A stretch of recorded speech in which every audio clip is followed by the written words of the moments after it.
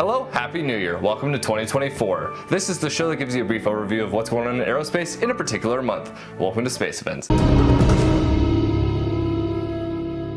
Like 2023, 2024 has the opportunity to blow many records out of the water. So let's get started. You know what we're starting with.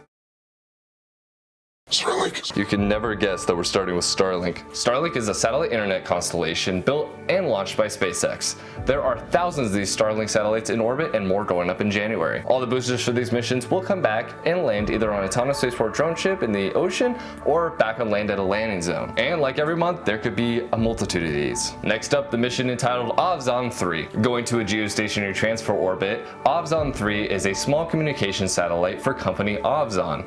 This satellite will increase connectivity for underserved regions. The booster will come back and land at landing zone 1.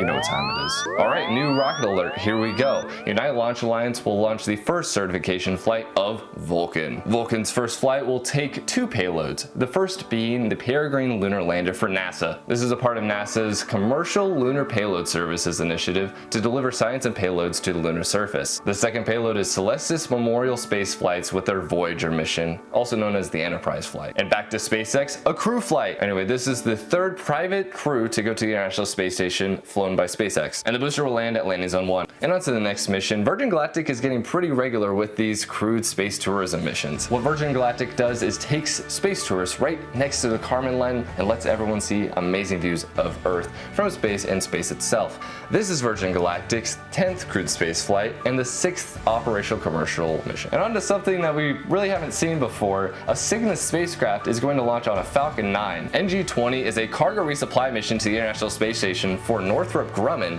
but due to the Antares 230 Plus rockets being retired, they have to launch it on a Falcon 9, which is launched by SpaceX. So you take the spacecraft from one rocket and you put it on another, and then you got this. And the booster will land at landing zone 1. And before we get on to the last launch, I want to remind everyone that all these times and the launches themselves are subject to change. So this video could be completely wrong here soon, but let's get into the last launch. Alright, I just want to go over this one because if I don't, I will regret not saying it in this video. But on to one of the craziest and coolest rockets, Starship, and its 3rd test flight. This will be Ship 28 and Booster 10 doing something similar to the first 2 test flights with the suborbital trajectories. I'm guessing I will make a more in-depth video later, so that's what I'm going to say for this one. And with that, the first moon time of 2024. The new moon for the month of January is on the 11th, and the full moon is on the 25th. Thank you everyone for watching, and I'll see you next time.